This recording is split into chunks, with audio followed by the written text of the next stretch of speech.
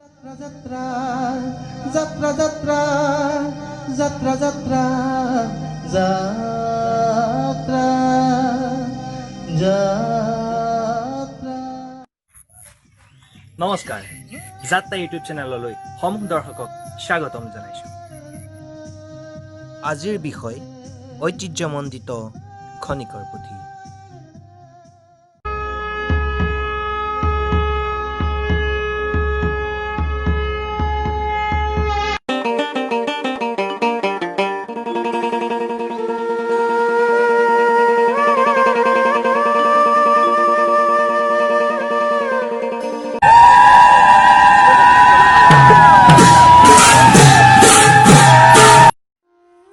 গোলাঘাট জিলাৰ মিছামৰা মৌজাৰ খনিকৰ গাঁৱত সংৰক্ষিত খনিকৰ পুথিভাগ প্ৰায় 250 বছৰ পুৰণি। বিভিন্ন আধ্যাত্মিক আৰু অলৌকিক শক্তি জড়িত হৈ থকা বুলি বিশ্বাস কৰা এই পুথিৰ ওচৰত সেৱা জনাবলৈ অহা, স্বগৃহলৈ নি শ্ৰৱণ কৰি পুণ্য অৰ্জন কৰা ভক্তৰ সমাগম অতীজৰে পৰা দেখিবলৈ পোৱা যায়। খনিকৰ পুথিভাগ দৰাচলতে মহাপুৰুষ শ্ৰীমন্ত শংকৰদেৱ আৰু মাধৱদেৱৰ দ্বাৰা ৰচিত কীৰ্তন আৰু নামঘোষা নামৰ দুখন সাঁচিপতীয়া পুথিৰ সমষ্টি। জনমানসত খনিকৰ পুথিৰ যি ঐতিহ্য সেই বিষয়ে আমাক বিতংভাৱে জনাব মিছামৰা অঞ্চলৰ এজন বয়োজ্যেষ্ঠ ব্যক্তি, প্ৰাক্তন শিক্ষক শ্ৰদ্ধাৰ নবীন বৰা ছাৰ। খনিকৰ পুথি সমগ্ৰ গোলাঘাট জিলাৰ এক ঐতিহ্যবাহক সম্পত্তি আৰু এটি ধৰ্মীয় মহৎ অনুষ্ঠান বুলি ক'লে নিশ্চয় অত্যুক্তি কৰা নহ'ব। গোলাঘাট জিলাৰ উপৰিও সমগ্ৰ অসমতে এই পুথিৰ চিনাকি আছে। মহাপুৰুষ শ্ৰীমন্ত শংকৰদেৱৰ যুগমীয়া কীৰ্তন ঘোষা আৰু মহাপুৰুষ মাধৱদেৱৰ বিৰচিত নামঘোষা, এই দুয়োভাগ পুথিয়েই এই খনিকৰৰ পুথি। এতিয়া খনিকৰৰ পুথি বুলিলে এই খনিকৰ গাঁও এখন মিছামৰা মৌজাৰ দক্ষিণ পূব দিশত অৱস্থিত ৰাজহ গাঁও। এই গাঁৱৰ নামেৰে পুথিভাগক যদিও খনিকৰ পুথি বোলা হয়, এতিয়া কথা হ'ল এই গাঁওখন বুৰঞ্জী প্ৰসিদ্ধ এইকাৰণেই যে মহাপুৰুষ শ্ৰীমন্ত শংকৰদেৱ আৱিৰ্ভাৱৰ প্ৰায় 300 বছৰৰ পিছত এই পুথিভাগ লিপিবদ্ধ কৰা হৈছিল। আনুমানিক বুলি ক'লেও বঢ়াই কোৱা নহ'ব। অৱশ্যে পুথিভাগত শেষত দুইভাগ পুথিতে কোন শকত লিখা হৈছিল সেই কথাটো উল্লেখ আছে।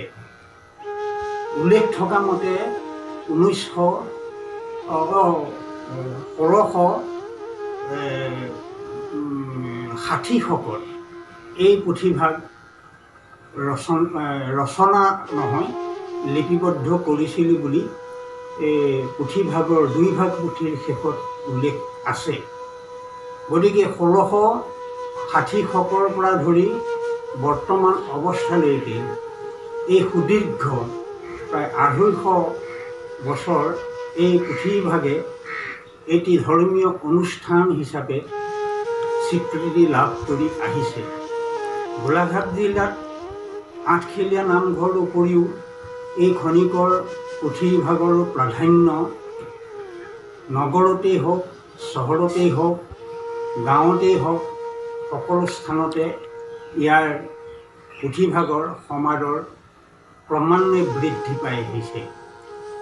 পুথিভাগৰ বিশেষকৈ ৰাজহুৱাভাৱে বা খনিকৰ পুথিৰ যিভাগ নামঘৰ, এই নামঘৰত নাম প্ৰসংগৰে পাঠ প্ৰসংগৰে সম্পন্ন কৰা হয় যদিও পৰৱৰ্তী কালত প্ৰায় 1960-70 চনমানৰ পৰা এই গৃহস্থালী কৰ্মবিলাকতো নি যিকোনো ব্যক্তিয়ে এই পুথিভাগৰ পাঠ প্ৰসংগ আদি কৰি আহিছে।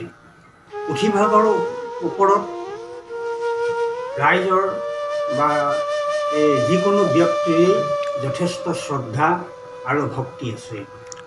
কিংবদন্তি মতে খনিকৰ গাঁৱৰ আদিপুৰুষ নৰহৰিৰ পৰিণাতি মণি দেৱৰ দিনত অসমত মানৰ আক্ৰমণ হৈছিল।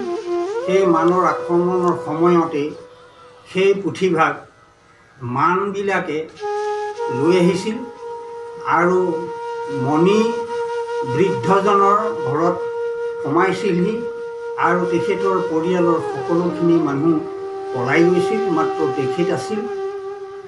আৰু মানসকলে সেই বৃদ্ধগৰাকীক কোনো অপকাৰ নকৰি ধন সোণ নিয়াৰ পৰিৱৰ্তে এটি টোপোলা দি থৈ যায়। সেই টোপোলাটিতে মহাপুৰুষ শ্ৰীমন্ত শংকৰদেৱৰ যুগমে কীৰ্তি কীৰ্তন ঘোষা আৰু মহাপুৰুষ মাধৱদেৱৰ নামঘোষা দুইভাগ পুথি আছিল। পৰৱৰ্তী কালত সেই দুইভাগ পুথিকে খনিকৰ গাঁৱত সংৰক্ষণ কৰা হৈছিল। এনেদৰে সংৰক্ষণ কৰি থাকোঁতে মানুহৰ সততে সেই পুথিকেইভাগৰ প্ৰতি যথেষ্ট শ্ৰদ্ধা ভক্তি আছিল আৰু তেখেতসকলে এই প্ৰয়াত কোষেশ্বৰ বৰুৱা আৰু ৰামেশ্বৰ বৰুৱাৰ গৃহতে পুথি দুভাগ সংৰক্ষণ কৰিছিল আৰু তালৈকে প্ৰতিজন ব্যক্তিয়ে গৈ শৰাই সঁফুৰা আদি দি আহিছিল।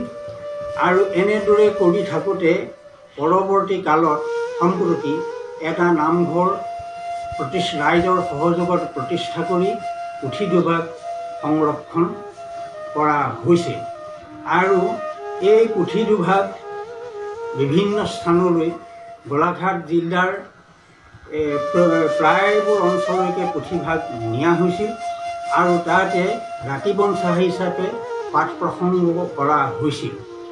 কিন্তু সম্প্ৰতি দেখা গৈছে যে এই পুথি দুভাগৰ সাঁচিপাতত লিখা পুথি দুভাগত এনেকৈ ঠিক গৃহাগত কৰ্মলৈ নিয়াৰ লগে লগে বা ৰাজহুৱা অনুষ্ঠান প্ৰতিষ্ঠানবিলাকেও নি এই পুথি দুভাগ কীৰ্তন ঘোষাই হওক বা নামঘোষাই হওক নি এনেধৰণে পাঠ প্ৰসংগ কৰাৰ পাছত পুথি দুভাগৰ আখৰবিলাক কিছু মৰি গৈছিল।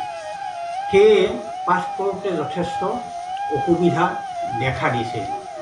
আহল বহল সাঁচিপাতত লিখা প্ৰাচীন অসমীয়া লিপিত লিখা এই পুথি দুইভাগ সম্প্ৰতি এই প্ৰাচীন যি অসমীয়া লিপি সেই লিপিৰ সম্পৰ্কত আচলতে লিপিতত্ত্ববিদসকলেহে ভালদৰে জানিব, আমি হয়তো নাজানিম।